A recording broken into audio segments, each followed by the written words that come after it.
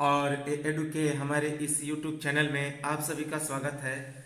तो आधुनिक भारत के इतिहास को हम लोग पढ़ रहे थे और आधुनिक भारत के इतिहास में हम लोगों ने गांधीवादी चरण, क्रांतिकारी चरण, इन दोनों को समाप्त किया और अब हम लोग देख रहे हैं आज़ाद हिंद फौज और सुभाष चंद्र बोस की पूरी जीवनी के बारे में, जहां से प्रश्न आते हैं। तो चलिए देखते हैं आज़ाद हिंद फौज एवं सुभाष चंद्र बोस। इनका जो जन्म हुआ था 23 जनवरी 1897 ईस्वी को 23 जनवरी 1897 ईस्वी को उड़ीसा के कटक जिले में हुआ था। तो सुभाष चंद्र बोस का जन्म 23 जनवरी 1897 को उड़ीसा के कटक में हुआ था। इनके पिता का नाम था जानकी नाथ बोस, जो कि एक सरकारी वकील थे। तो इनके पिता का क्या नाम था? जानकी नाथ बोस, जो कि एक सरकारी वकील थे। और इनके पिता को अंग्रेजों के द्वारा राय बहादुर का खिताब मिला हुआ था। तो जानकी नाथ बोस को अंग्रेजों के द्वारा राय बहादुर का खिताब मिला हुआ था। इनकी माता का नाम प्रभावती देवी था। तो सुभाष चंद्र बोस की माता का नाम प्रभावती देवी था।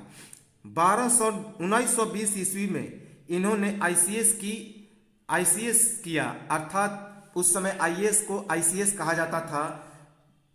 तो और इसमें चौथा स्थान प्राप्त किया। तो 1920 ईस्वी में सुभाष चंद्र बोस ने आईसीएस की परीक्षा में चौथा स्थान प्राप्त किया। लेकिन भारतीय स्वतंत्रता संग्राम के प्रति उनका ऐसा जुनून था कि उन्होंने आईसीएस पद को वापस कर दिया। 22 अप्रैल 1921 ईस्वी को भारत सचिव ईएस मॉन्टेग्यू तथा एक पत्र देश बंधु चित्तरंजन दास को दिया। तो अपने आईसीएस का पद त्याग पत्र दे दिया और एक पत्र दिया 22 अप्रैल 1921 ईस्वी को। उस समय के भारत सचिव कौन थे? तो ईएस मॉन्टेग्यू। और एक चिट्ठी जो दिया वह देश बंधु चित्तरंजन दास को दिया, अपने आईसीएस पद को लौटाने वाला लेटर। इनका मूल आदर्श कौन कौन थे? तो स्वामी विवेकानंद और महर्षि अरबिंदो घोष। तो महर्षि अरबिंदो घोष और स्वतंत्रता और स्वामी विवेकानंद इनके मुख्य आदर्श थे। किसके? सुभाष चंद्र बोस के। इनके सहभागी कौन थे? तो कलकत्ता में असहयोग आंदोलन के प्रणेता दास बाबू। तो इनके मुख्य सहयोगी थे कोलकाता में असहयोग आंदोलन के प्रणेता दास बाबू थे। याद रखेंगे, दास बाबू। 1922 ईस्वी में दास बाबू ने कांग्रेस के अंतर्गत स्वराज पार्टी की स्थापना की। तो 1922 ईस्वी में दास बाबू ने कांग्रेस के अंतर्गत स्वराज पार्टी की स्थापना की। दास बाबू कोलकाता के महापौर तथा सुभाष चंद्र बोस कार्यकारी अधिकारी बनाए गए।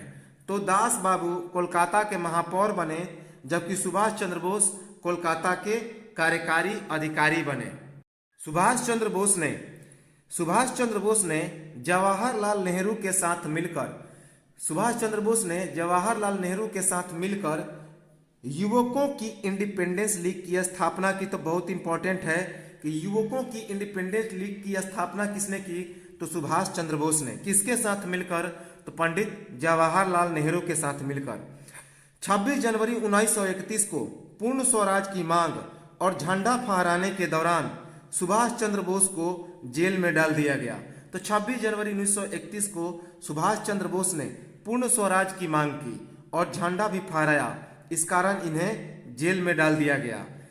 इन्हें 11 बार कारावास हुई। याद रखेंगे, बहुत इंपॉर्टेंट है कि सुभाष चंद्र बोस को कितनी बार कारावास हुई? तो 11 बार।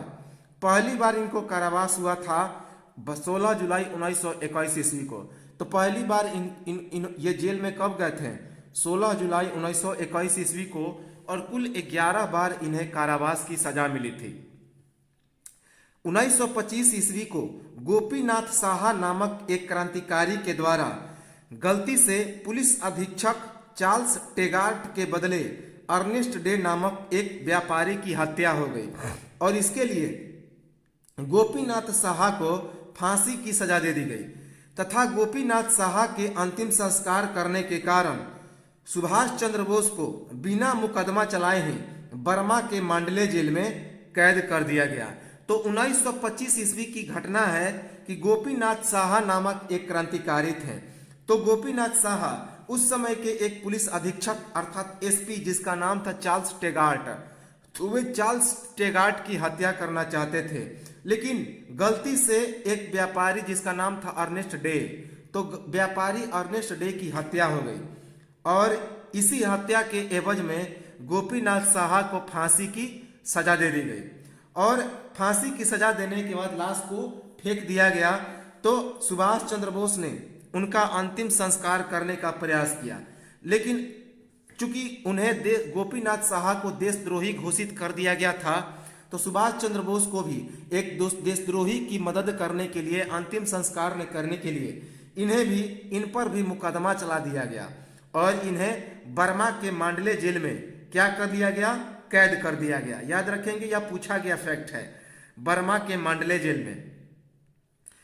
5 नवंबर 1935 ईस्वी को देशबंधु चित्तरंजन दास की मृत्यु हो गई। 5 नवंबर 1935 ईस्वी को देशबंधु चित्तरंजन दास की मृत्यु हो गई। ये चीजें हम लोग पढ़ भी चुके हैं। 1930 ईस्वी में सुभाष चंद्र बोस कोलकाता के महापौर बने, इस कारण उन्हें जेल से रिहा कर दिया गया। चूंकि 1925 ईस्वी में वे बर्मा के मांडले जेल में चले गए थे, लेकिन 5 बरस के बाद 1930 ईस्वी में वे कोलकाता के महापौर बने, तो इसी कारण उन्हें बाद में रिहा भी कर दिया गया। याद रखेंगे। और 1932 ईस्वी में फिर से एक बार उन्हें अल्मोड़ा के जेल में कैद कर दिया गया। 1932 ईस्वी में एक बार फिर वे अल्मोड़ा जेल में चले गए। कहाँ पे? अल्मोड़ा। इसके बाद 1933 से 1936 ईस्वी तक सुभाष चंद्र बोस अपनी बीमारी तपेदिक के इलाज के लिए यूरोप में रहे और 1936 ईस्वी में यूरोप से आने के बाद इनकी पहली मुलाकात सरदार वल्लभ भाई पटेल के भाई विट्ठल भाई पटेल से हुई, जिन्हें पटेल बोस विश्लेषण कहा जाता है। काफ़ी इम्पोर्टेंट है। तो जब 1932 ईस्वी में अल्मोड़ा चले गए थे, अल्मोड़ा जेल में, तो 1933 ईस्वी में वे रिहा हो गए। रिहा होने के बाद 1933 से 1936 तक उन्हें तपेदिक हो गई थी। तो तपेदिक बीमारी के इलाज के लिए वे यूरोप चले गए और जब 1936 में वे स्वस्थ होकर आए, तो आने के बाद ही उनकी पहली मुलाकात सरदार वल्लभ भाई पटेल के भाई विट्ठल भाई पटेल से हुई, जो कि उस समय सरकारी वकील थे। और इस मुलाकात को पटेल बोस विश्लेषण कहा जाता है। पटेल बोस विश्लेषण। इनकी पत्नी का नाम था एमिली सैंकल, जो कि एक ऑस्ट्रिया के टाइपिस्ट थी। तो ऑस्ट्रिया में ही इनका विवाह हुआ था। तो सुभाष चंद्र बोस की पत्नी का क्या नाम था? एमिली सैंकल, जो कि एक ऑस्ट्रिया की नागरिक थी, ऑस्ट्रिया की एक टाइपिस्ट थी। क्योंकि इनका विवाह ऑस्ट्रिया के बॉड गॉस्टिन में हुआ था। तो सुभाष चंद्र बोस का विवाह कहाँ पे हुआ था? तो ऑस्ट्रिया के बॉड गॉस्टिन में एमिली सैंकल से, जो कि ऑस्ट्रिया की एक टाइपिस्ट थी। इनकी पुत्री का नाम था अनीता बोस, जिसका जन्म ऑस्ट्रिया की राजधानी वियना में हुआ था। तो सुभाष चंद्र बोस की पुत्री का नाम था अनीता बोस और इसका जन्म ऑस्ट्रिया में वियना में हुआ था, जिसकी ऑस्ट्रिया की राजधानी क्या है? तो वियना। कांग्रेस की 51वें अधिवेशन हरिपुरा में हुआ था, जिसकी अध्यक्षता किसने की थी? तो सुभाष चंद्र बोस ने किया था। और इसमें सुभाष चंद्र बोस का स्वागत 51 बैलों के द्वारा खींचे गए रथ में किया गया। तो काफी इंपॉर्टेंट है कि कांग्रेस का जो 51वां अधिवेशन हुआ था हरिपुरा में, तो हरिपुरी में, तो उस हरिपुरी के अधिवेशन में सुभाष चंद्र बोस को 51 बैलों के द्वारा खींचे गए रथ में इनका स्वागत किया गया था। 1939 ईस्वी में सुभाष चंद्र बोस ने योजना आयोग की स्थापना की। तो कई बार एग्जाम में यह पूछा गया है कि योजना आयोग की स्थापना किसने की? तो सुभाष चंद्र बोस ने। कब की? तो 1951 में। तथा जवाहरलाल नेहरू इसके प्रथम अध्यक्ष बने थे। तो योजना आयोग के अध्यक्ष कौन बनते थे? प्रधानमंत्री। तो पहले प्रधानमंत्री थे पंडित जवाहरलाल नेहरू। तो योजना आयोग का गठन किया सुभाष चंद्र बोस ने 1951 में और पहले अध्यक्ष कौन बने? तो जवाहरलाल नेहरू बने। याद रखेंगे, बहुत इंपॉर्टेंट। सुभाष चंद्र बोस ने बेंगलोर में मशहूर वैज्ञानिक सर विश्वेश्वरैया की अध्यक्षता में एक विज्ञान परिषद की स्थापना की। तो याद रखेंगे कि पूछा जाता है कि विज्ञान परिषद की स्थापना किसने की, तो सुभाष चंद्र बोस ने। कहाँ पे, बेंगलुरु में। मशहूर वैज्ञानिक सर विश्वेश्वरैया की अध्यक्षता में एक विज्ञान परिषद की स्थापना की। 1937 ईस्वी में जापान ने चीन पर जब आक्रमण किया तो सुभाष चंद्र बोस ने जापान को पराजित करने के लिए डॉक्टर द्वारिका नाथ फोर्टनीस के नेतृत्व में एक चिकित्सीय दल भेजा, लेकिन बाद में भारतीय स्वतंत्रता संग्राम में जापान से सहयोग ली और वे जापान की कठपुतली और फासिस्ट कहे जाने लगे। देखिए 1937 ईस्वी में जापान ने जब चीन पर आक्रमण किया तो सुभाष चंद्र बोस ने जापान को पराजित करने के लिए डॉक्टर द्वारिका नाथ फोर्टनीस के नेतृत्व में एक चिकित्सीय बल भेजा। किसे पराजित करने के लिए, तो जापान को। लेकिन बाद में भारतीय स्वतंत्रता संग्राम में जापान से इन्होंने सहयोग भी ले लिया, तो इसी कारण इन्हें जापान की कठपुतली और फासिस्ट भी कहा जाने लगा। याद रखेंगे 1939 ईस्वी में सुभाष चंद्र बोस महात्मा गांधी के प्रत्याशी पट्टाभी सीतारामैया को 1580 रेशियो 1380 मत से 1580 रेशियो 1370 मत के अनुसार 203 मतों से हराकर दोबारा कांग्रेस के अध्यक्ष चुने गए। तो हमने बताया भी था कि 1939 का जो त्रिपुरी का अधिवेशन हुआ था तो उसमें पट्टाभी सीतारामैया और सुभाष चंद्र बोस के बीच मतदान हुआ था। इस मतदान में सुभाष चंद्र बोस जीत गए थे और इसी कारण महात्मा गांधी ने अपने कांग्रेस के पद से इस्तीफा दे दिया था, क्योंकि महात्मा गांधी पट्टाभी सीतारामैया को क्या करना चाहते थे, जीतते हुए देखना चाहते थे। क्योंकि पट्टाभी सीतारामैया क्या थे, तो उदारवादी थे और ये क्रांतिकारी और लड़ाकू प्रवृत्ति के थे। तो जब महात्मा गांधी अपने पद से इस्तीफा दे दिए तो इन्होंने भी अध्यक्ष पद से इस्तीफा दे दिया। कौन, सुभाष चंद्र बोस ने। और इनके इस्तीफे के बाद डॉक्टर राजेंद्र प्रसाद को जो बाकी शेष समय बच गया था तो कांग्रेस का अध्यक्ष बनाया गया था। तो कितने मतों से इन्होंने विजय प्राप्त किया था, तो कुल 1580 वोट प्राप्त हुआ था सुभाष चंद्र बोस को, जबकि 1370 वोट प्राप्त हुआ था पट्टाभी सीतारामैया को और कुल 203 मतों से पराजित किया था। तो 1939 ईस्वी में सुभाष चंद्र बोस महात्मा गांधी के प्रत्याशी पट्टाभी सीतारामैया को 1580 अनुपात 1370 मतों से पराजित करके 203 मतों से पराजित करके कांग्रेस के अध्यक्ष चुने गए। पर जब कांग्रेस के अध्यक्ष बने सुभाष चंद्र बोस तो इससे महात्मा गांधी समेत कांग्रेस के 14 में से 12 सदस्यों ने इस्तीफा दे दिया। तो अभी हमने बताया कि महात्मा गांधी समेत कुल 14 सदस्यों में से 12 सदस्यों ने अपने कांग्रेस के पद से इस्तीफा दे दिया। जवाहरलाल नेहरू तटस्थ बने रहे। जवाहरलाल नेहरू ने कोई इस्तीफा नहीं दिया, वे अपने पद पर बरकरार रहे और केवल शरद चंद्र बोस ने उनका साथ दिया। तो केवल शरद चंद्र बोस ने जवाहरलाल नेहरू का साथ दिया। बाकी लगभग 14 सदस्यों में से 12 सदस्यों ने इस्तीफा दे दिया। बाकी जो 2 सदस्य थे, एक जवाहरलाल नेहरू और शरद चंद्र बोस, तो इन्हीं दोनों ने अपने पद से इस्तीफा नहीं दिया, वे तटस्थ बने रहे, अपने पद पर ही बने रहे।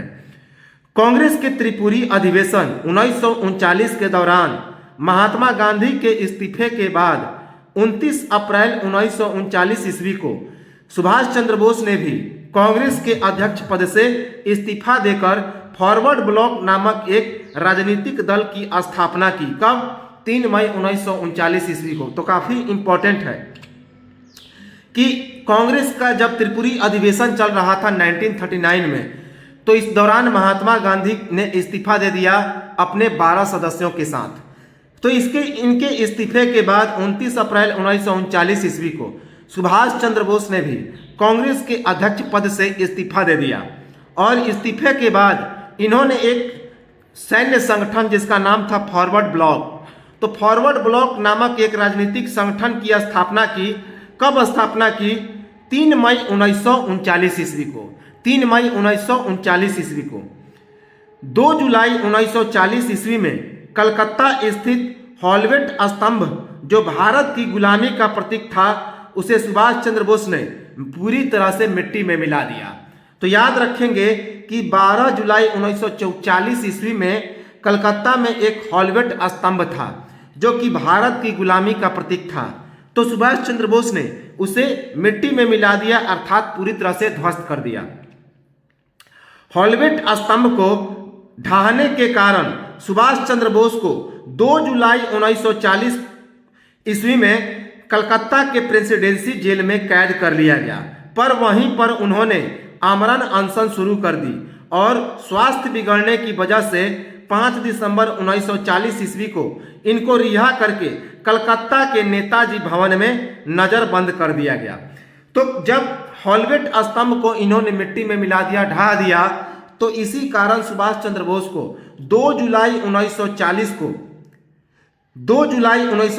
को उसी दिन जिस दिन इन्होंने ढहा दिया था हॉलवेट स्तंभ को, तो इसी दिन 2 जुलाई 1940 को इन्हें कलकत्ता के प्रेसिडेंसी जेल में कैद कर दिया गया।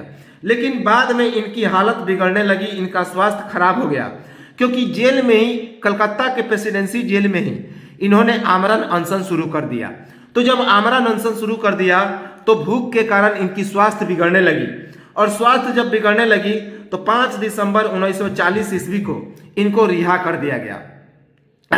और रिहा करने के बाद इन्हें नेताजी भवन में नजरबंद कर दिया गया। तो इनका एक महत्वपूर्ण भवन था जिसमें ये रहते थे, जिसमें ये अपना सारा कार्यभार देखते थे, जिसका नाम था नेताजी भवन। तो उसी नेताजी भवन में इनको नजरबंद कर दिया गया। लेकिन जब नजरबंद किया गया तो 17 जनवरी 1941 ईस्वी को 17 जनवरी 1941 ईस्वी को सुभाष चंद्र बोस पठान मोहम्मद जियाउद्दीन के बेस में नेताजी भवन से पुलिस को चकमा देकर भाग गए और शरद चंद्र के बेटे शिशिर के साथ गोमो स्टेशन पर पहुंचे। किस गाड़ी से? तो फ्रंटियर मेल से। और वहां पेशावर कहां पहुंच गए? तो पेशावर पहुंच गए, और पेशावर में फॉरवर्ड ब्लॉक के एक सहकारी मियां अकबर शाह से मिल गए। तो याद रखेंगे कि 17 जनवरी 1941 ईस्वी को सुभाष चंद्र बोस पठान मोहम्मद जियाउद्दीन के बेस में नेताजी भवन से पुलिस को चकमा देकर भाग गए और शरद चंद्र के बेटे शिशिर के साथ गोमो स्टेशन पहुंचे। किस गाड़ी से? तो फ्रंटियर मेल से। और वहां पर पेशावर में एक फॉरवर्ड और पेशावर के एक फॉरवर्ड ब्लॉक के सहकारी मियां अकबर शाह से मिले। किससे? पेशावर के फॉरवर्ड ब्लॉक के एक सहकारी मियां अकबर शाह से मिले। मियां अकबर शाह ने सुभाष चंद्र बोस की मुलाकात कीर्ति किसान पार्टी के एक भगवान राम तलवार से करवा दी। और भगवान राम तलवार रहमान खान नामक एक पठान तथा सुभाष चंद्र बोस रहमान खान के गूंगे बहरे चाचा बनकर काबुल पहुंच गए। तो देखिए, जब ये मियां अकबर शाह से मिले सुभाष चंद्र बोस, तो मियां अकबर शाह ने सुभाष चंद्र बोस की मुलाकात किससे करवा दी? तो कीर्ति किसान पार्टी के एक नेता भगवान राम तलवार से। और भगवान राम तलवार ने रहमान खान नामक पठान तथा सुभाष चंद्र बोस रहमान खान के गूंगे बहरे चाचा बनकर काबुल पहुंच गए। तो जो राम तलवार थे, उन्होंने भगवान राम तलवार जो थे उन्होंने रहमान खान नामक एक पठान से इनकी मुलाकात करवा दी। किसको? तो सुभाष चंद्र बोस को। और रहमान खान नामक पठान ने कि ये चाचा बनकर कहां पहुंच गए? काबुल पहुंचे, गूंगे बहरे चाचा बनकर। काफी इंपॉर्टेंट है, यह पूछा जाता है। काबुल से सुभाष चंद्र बोस 2 माह तक उत्तम चंद्र मल्होत्रा नामक व्यापारी के घर पर रहे। तो काबुल में सुभाष चंद्र बोस किसके यहाँ रहे? तो 2 महीने तक रहे उत्तम चंद्र मल्होत्रा नामक एक व्यापारी के घर पर। और काबुल से ऑरलैंडो मैजेंटा नामक व्यक्ति बनकर रूस की राजधानी मॉस्को पहुंचे और वहां से जर्मनी की राजधानी बर्लिन पहुंचे। तो जब ये काबुल में 2 महीने तक रहे, तो 2 महीने तक क्या बनकर रहे? तो रहमान खान के चाचा, गूंगे बहरे चाचा बनकर रहे। लेकिन 2 महीने तक वह चाचा बनकर जब रह गए गूंगे बहरे, तो 2 माह के बाद उत्तम चंद्र मल्होत्रा नामक वे कहाँ पे रहे? अब ये भी पूछा जाता है वे 2 महीना किसके यहाँ रहे? तो 2 महीना तक उत्तम चंद्र मल्होत्रा नामक वे व्यापारी के घर पर रहे, गूंगे बहरे चाचा बनकर। किसके? तो रहमान खान के। और इनकी रहमान खान की मुलाकात किसने करवाई थी? तो भगवान राम तलवार ने। और भगवान राम तलवार से मुलाकात किसने करवाई थी? तो कीर्ति किसान पार्टी के ये नेता थे। इनकी मियां अकबर शाह ने कीर्ति किसान पार्टी के नेता भगवान राम तलवार से इनकी मुलाकात करवाई थी। और जब ये काबुल 2 महीना तक रहे उत्तम चंद्र मल्होत्रा के घर पर, जो कि एक भारतीय व्यापारी थे, तो फिर वहां से वे काबुल कहाँ पहुंच गए? काबुल से ऑरलैंडो मैजेंटा नामक एक व्यक्ति बनकर, ऑरलैंडो मैजेंटा नामक व्यक्ति बनकर रूस की राजधानी मॉस्को पहुंच गए और वहां से वे जर्मनी की राजधानी बर्लिन पहुंच गए। याद रखेंगे कहां पे? बर्लिन पहुंचे। 1942 ईस्वी में बर्लिन में सुभाष चंद्र बोस ने अंग्रेजों से स्वतंत्रता पाने के लिए संघर्ष करने के लिए प्रचार प्रसार हेतु आजाद हिंद रेडियो और मुक्त भारत केंद्र की स्थापना की। बहुत ही इंपॉर्टेंट है कि आज 1942 ईस्वी में बर्लिन में जब सुभाष चंद्र बोस पहुंचे तो अंग्रेजों से स्वतंत्रता प्राप्त करने के लिए स्वतंत्रता प्राप्त करने के लिए उनके साथ संघर्ष करने के लिए चूंकि संघर्ष का प्रचार प्रसार उनको करना था कि हम लोग अंग्रेजों को भगाएंगे, तो अंग्रेजों से स्वतंत्रता प्राप्ति की प्रचार प्रसार करने के लिए उन्होंने आजाद हिंद रेडियो की स्थापना की और मुक्त भारत केंद्र नामक एक संस्था की भी स्थापना की। तो कई बार एग्जाम में यह पूछा गया है कि आजाद हिंद रेडियो की स्थापना किसने की? सुभाष चंद्र बोस ने। कहाँ पे? तो 1942 ईस्वी में जर्मनी की राजधानी बर्लिन में। याद रखेंगे किस उद्देश्य से? तो अंग्रेजों से मुक्ति पाने के लिए संघर्ष के लिए प्रचार प्रसार करने के लिए। और मुक्त भारत केंद्र फ्री इंडिया सेंटर नामक एक संस्था की भी स्थापना की। कहाँ पे? तो बर्लिन में। जर्मनी के बर्लिन में ही सुभाष चंद्र बोस ने भारतीय स्वतंत्रता संगठन की स्थापना की और इसी कारण उन्हें नेताजी कहा जाने लगा। काफी इंपॉर्टेंट है। तो जर्मनी के बर्लिन में ही सुभाष चंद्र बोस ने भारतीय स्वतंत्रता संगठन की स्थापना की और इसी कारण उन्हें नेताजी के नाम से जाना जाने लगा। जर्मनी में सर्वप्रथम सुभाष चंद्र बोस रिबेनट्रोप नामक एक नेता से मिले। फिर एक मंत्री Adam fawn trout Subhash Chandra Bose के अच्छे दोस्त बन गए थे। तो पूछा जाएगा कि जर्मनी में सबसे पहले सुभाष चंद्र बोस किससे मिले? तो रिबेनट्रोप नामक एक नेता से मिले और फिर एक मंत्री, वहां के एक मिनिस्टर जिनका नाम था एडम फ्रॉन ट्रॉट। तो Adam frown trout Subhash Chandra Bose के सबसे अच्छे मित्र बन गए थे।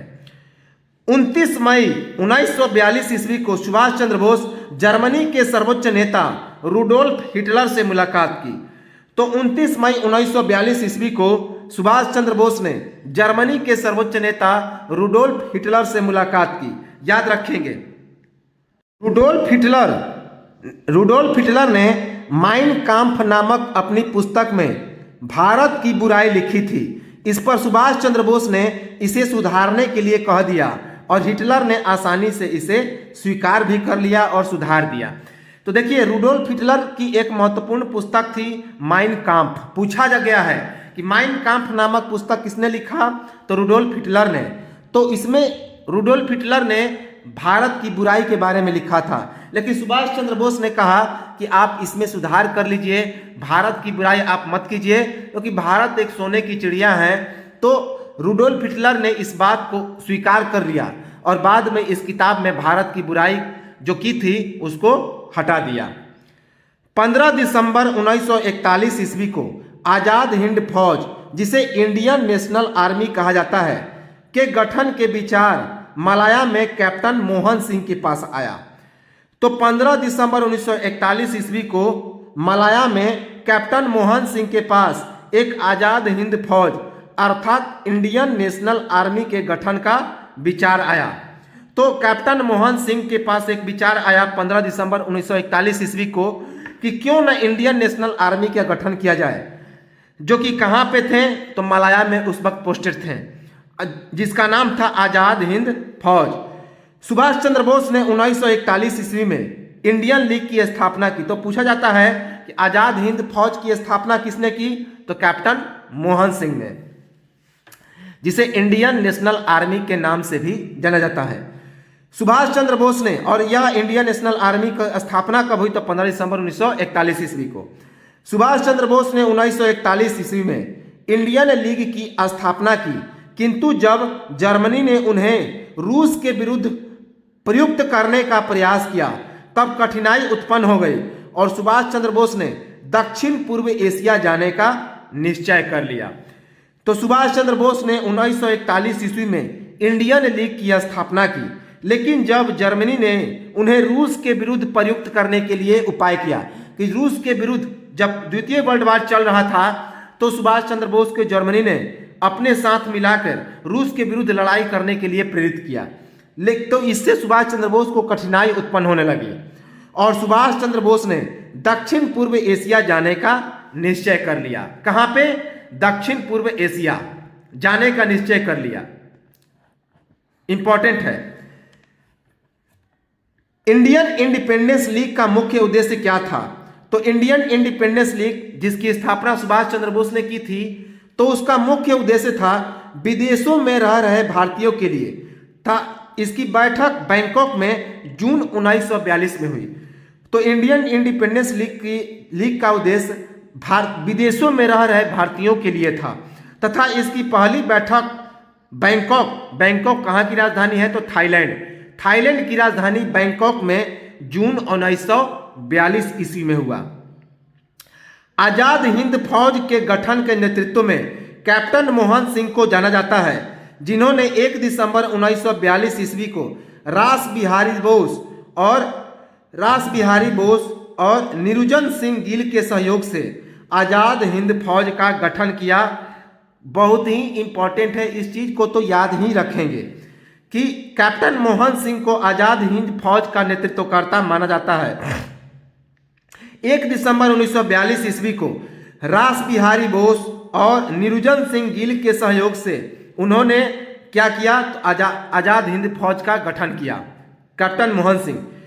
जून 1942 ईस्वी के बैंकॉक बैठक में रास बिहारी बोस ने इंडियन इंडिपेंडेंस लीग के सम्मेलन में नेताजी सुभाष चंद्र बोस को बुलाया तथा उन्हें तो जून 1942 के बैंकॉक बैठक में रास बिहारी बोस ने इंडिया इंडिपेंडेंस लीग के सम्मेलन में नेताजी सुभाष चंद्र बोस को बुलाया तथा उन्हें आजाद हिंद फौज तथा इंडियन इंडिपेंडेंस लीग के नेतृत्व को सौंपने का निर्णय लिया। तो जो थाईलैंड की 1942 की बैठक हुई तो उसमें रास बिहारी बोस ने सुभाष चंद्र बोस को आजाद हिंद फौज तथा इंडिया इंडिपेंडेंस लीग का नेतृत्वकर्ता बनाने का निर्णय ले लिया। 7 जुलाई 1942 ईस्वी को सुभाष चंद्र बोस को इंडियन नेशनल आर्मी अर्थात आजाद हिंद फौज का नेतृत्व सौंप दिया गया और वहीं पर उन्होंने एक नारा दिया, तुम मुझे खून दो और मैं तुम्हें आज़ादी दूंगा। खून का मतलब हो गया कि आप लोग मेरा सहयोग कीजिए और मैं आपको स्वतंत्रता दिलाऊंगा। क्यों? क्योंकि इन्हें आज़ाद हिंद फौज मिल गया था जो कि एक सैन्य संगठन था।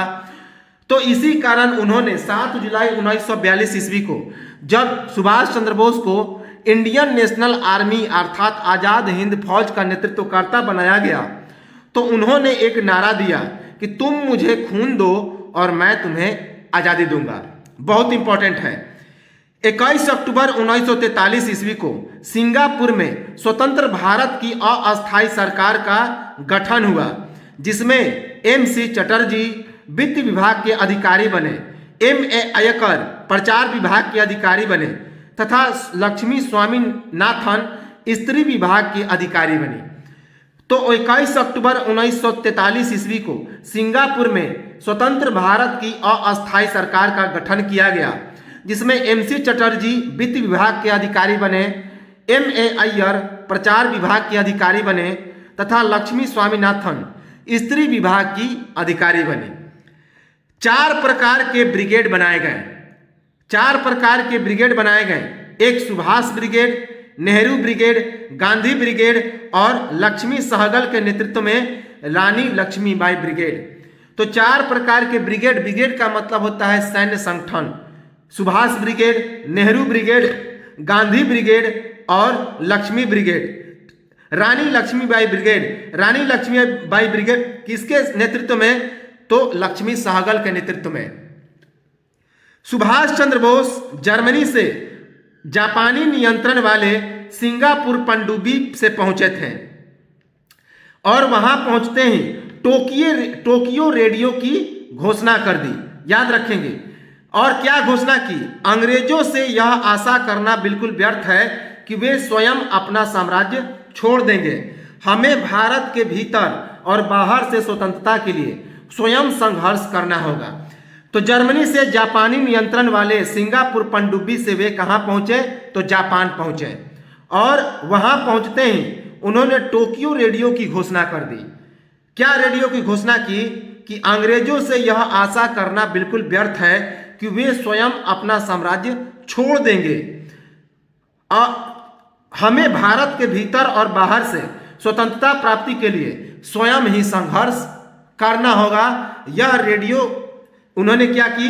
तो घोषणा की। याद रखेंगे, टोक्यो रेडियो से उन्होंने घोषणा की। 4 जुलाई 1943 को पूरी तरह से आजाद हिंद फौज का नेतृत्व सुभाष चंद्र बोस के हाथ में चला आया। तो 4 जुलाई 1943 ईस्वी को यह जो आजाद हिंद फौज था, इंडियन नेशनल आर्मी था, पूरी तरह से इसका नेतृत्वकर्ता कौन बन गए? तो सुभाष चंद्र बोस बन गए। पूरी तरह से इनका नेतृत्व सुभाष चंद्र बोस के हाथों में आ गया।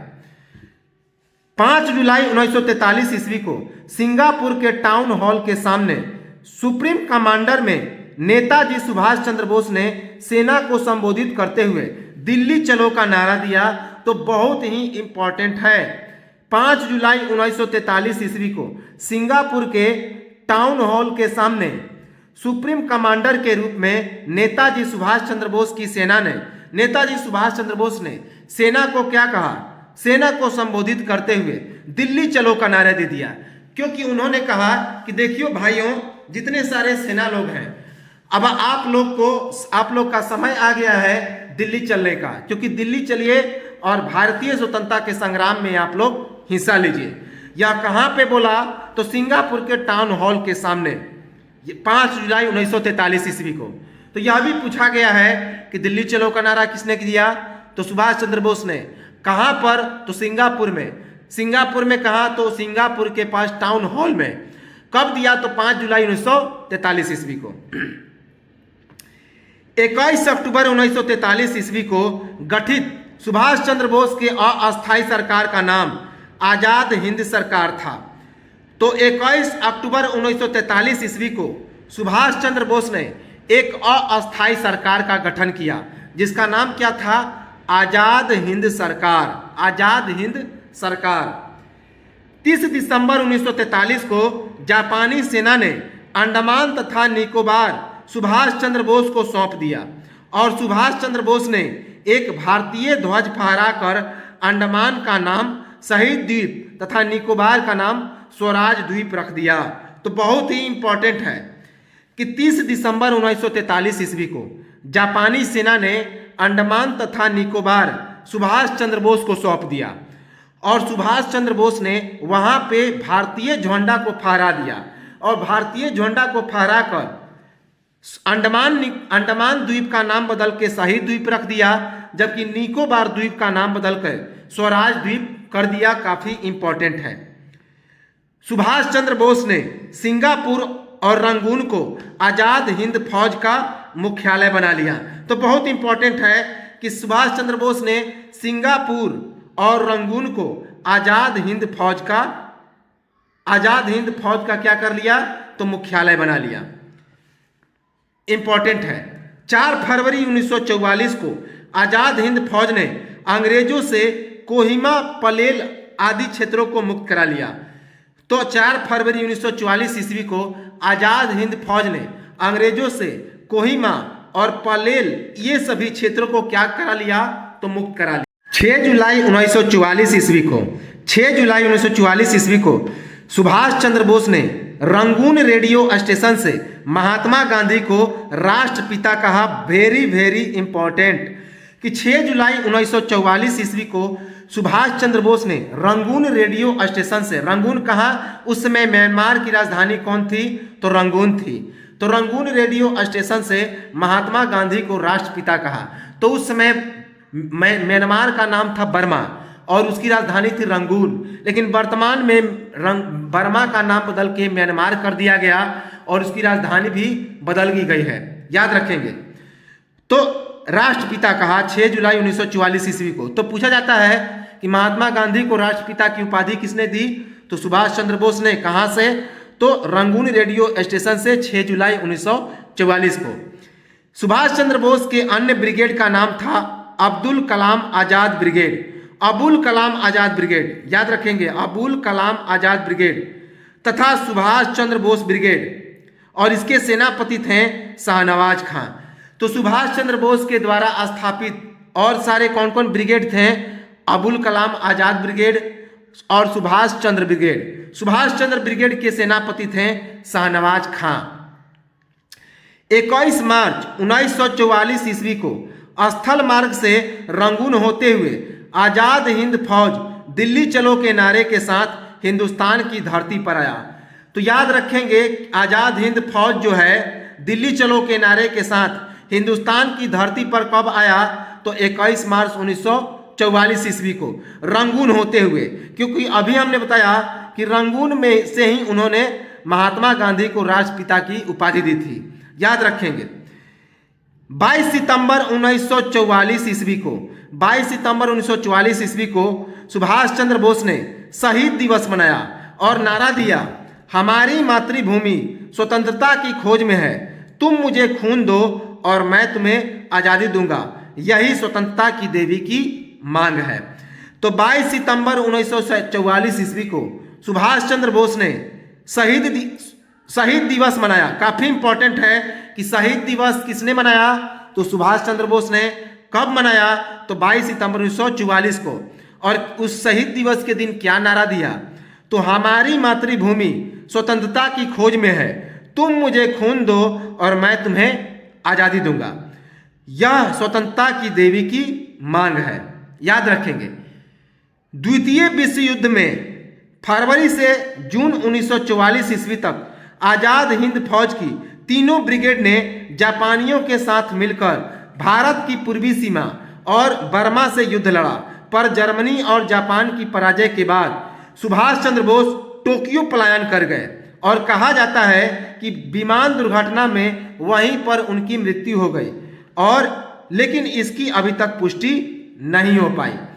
तो द्वितीय विश्व युद्ध में फरवरी से जून 1944 ईस्वी तक आजाद हिंद फौज की तीनों ब्रिगेड ने जापानियों के साथ मिलकर भारत की पूर्वी सीमा और बर्मा से युद्ध लड़ा, और जर्मनी और जापान की पराजय के बाद सुभाष चंद्र बोस टोक्यो पलायन कर गए, टोक्यो चले गए, और कहा जाता है कि विमान दुर्घटना में वहीं पर उनकी मृत्यु भी हो गई, लेकिन इसके बारे में कहीं कोई पुष्टि नहीं हो पाती है।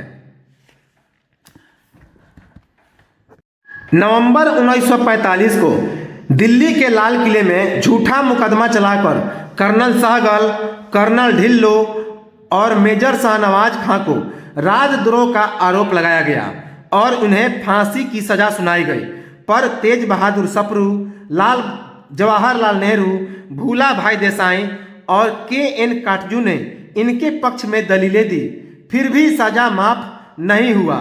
तो नवंबर 1945 ईस्वी को दिल्ली के लाल किले में झूठा मुकदमा चलाकर कर्नल सहगल, कर्नल ढिल्लो एवं मेजर शाहनवाज खां को राजद्रोह का आरोप लगाया गया और इन्हें फांसी की सजा सुनाई गई, लेकिन तेज बहादुर सप्रू, जवाहरलाल नेहरू और भूला भाई देसाई और के.एन. काटजू ने इनके पक्ष में दलीलें दी, लेकिन इनकी सजा माफ नहीं हुआ, याद रखेंगे। इस निर्णय के खिलाफ पूरे देश में प्रतिक्रिया हुई और लोगों ने लाल किले को तोड़ दो, आजाद हिंद फौज को छोड़ दो के नारे के साथ विद्रोह किया।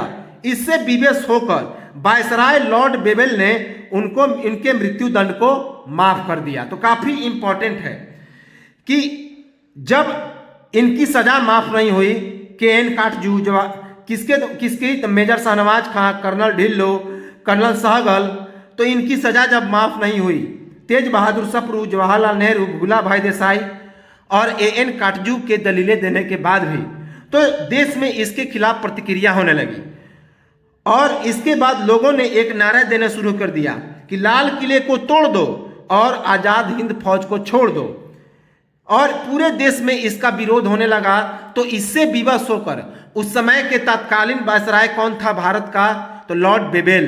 तो लॉर्ड बेबेल ने विवश होकर इनके मृत्यु दंड को क्या कर दिया, तो माफ करा दिया। आरंभ में आजाद हिंद फौज में 16,300 सैनिक थे, लेकिन बाद में 60,000 युद्धबंदियों को आजाद हिंद फौज में शामिल होने के लिए छोड़ दिया गया। पर इसके बाद ही जापानी सरकार और कैप्टन मोहन सिंह के अधीन भारतीय सैनिकों के बीच आजाद हिंद फौज की भूमिका के संबंध में विवाद उत्पन्न हो गया और कैप्टन मोहन सिंह और निरंजन सिंह गिल को गिरफ्तार कर लिया गया और इसके बाद आजाद हिंद फौज भंग हो गया। तो आरंभ में आजाद हिंद फौज में 16,300 सैनिक थे, लेकिन कालांतर में बाद में 60,000 युद्धबंदियों को आजाद हिंद फौज में शामिल करने के लिए छोड़ दिया गया। पर इसके बाद ही जापानी सरकार और कैप्टन मोहन सिंह के अधीन भारतीय सैनिकों के बीच आजाद हिंद फौज की भूमिका के संबंध में एक विवाद उत्पन्न हो गया और कैप्टन मोहन सिंह और निरंजन सिंह गिल को गिरफ्तार कर लिया गया। अब हम लोग थोड़ा चंद्रशेखर आज़ाद के बारे में देख लें। तो ये तो अभी हमने देखा सुभाष चंद्र बोस और आज़ाद हिंद फौज के बारे में। थोड़ा हम लोग चंद्रशेखर आज़ाद के बारे में देख लें। इनका पूरा नाम चंद्रशेखर सीताराम तिवारी था। जो चंद्रशेखर सीताराम तिवारी था चंद्रशेखर आज़ाद का नाम। इनका जन्म 23 जुलाई 1906 ईस्वी को मध्य प्रदेश के झाबरा जिले में हुआ था। मध्य प्रदेश के भाबरा में, जो कि झाबुआ जिले में पड़ता है, और वर्तमान में ये जिला अलीराजपुर नाम है इसका। कहाँ पे है, तो मध्य प्रदेश में। तो चंद्रशेखर आज़ाद का जन्म 23 जुलाई 1906 ईस्वी को मध्य प्रदेश के झाबुआ जिले के भाबरा नामक स्थान पर हुआ था, जो वर्तमान में अलीराजपुर जिले के नाम से जाना जाता है। इनके पिता का नाम था पंडित सीताराम तिवारी। तो चंद्रशेखर आज़ाद के पिता का नाम था पंडित सीताराम तिवारी। माता का नाम था जगरानी देवी। माता का नाम था जगरानी देवी। इनकी मृत्यु कब हुई, तो 27 फरवरी 1931 ईस्वी को। 27 फरवरी 1931 ईस्वी को इनकी मृत्यु हुई इलाहाबाद के अल्फ्रेड पार्क में। याद रखेंगे, इन्होंने आत्महत्या कर ली थी। आत्महत्या, अंग्रेजों के द्वारा ये नहीं मरना चाहते थे, तो इसी कारण जब अंग्रेज चारों तरफ इन्हें घेर लिए अपने ही हिंदुस्तानियों के किसी षड्यंत्र के कारण, तो उन्होंने अपने आप को आखिरी गोली मार ली। जब बचने का प्रयास देखा कि नहीं मिलेगा, तो अपने आप को आखिरी गोली मार ली। इन्होंने हिंदुस्तान सोशलिस्ट रिपब्लिकन एसोसिएशन नामक एक संगठन की स्थापना की थी भगत सिंह के साथ मिलकर। कहाँ पे, तो दिल्ली के फिरोज शाह कोटला मैदान में 1928 ईस्वी में। ये हम लोग पढ़ भी चुके हैं कि हिंदुस्तान सोशलिस्ट रिपब्लिकन एसोसिएशन की स्थापना चंद्रशेखर आज़ाद ने भगत सिंह के साथ मिलकर फिरोज शाह कोटला दिल्ली में 1928 में की थी। इन्होंने किसान पार्टी की भी स्थापना की थी, नौजवान सभा की भी स्थापना की थी। तो किसान पार्टी और नौजवान सभा, इन दोनों संगठन से भी चंद्रशेखर आज़ाद संबंधित थे। तो यह तो था हमारा आज का सुभाष चंद्र बोस और आज़ाद हिंद फौज और चंद्रशेखर आज़ाद। अगले वीडियो में हम लोग क्या देखेंगे, तो अगले वीडियो में हम लोग देखेंगे उस समय की पत्र पत्रिकाएं और किसान और स्त्रियों की स्थिति क्या थी, भारत स्वतंत्रता के समय प्रेस की स्थिति क्या थी, और उसके बाद हम लोग का अंतिम समय आ गया इंडियन इंडिपेंडेंस का। तो चलिए मिलते हैं हम लोग अगले वीडियो में, और इस सेशन को हम लोग समाप्त करते हैं और मिलेंगे हम लोग अगले वीडियो में। इसको कंटिन्यू करते हैं। तब तक नमस्कार, जय हिंद।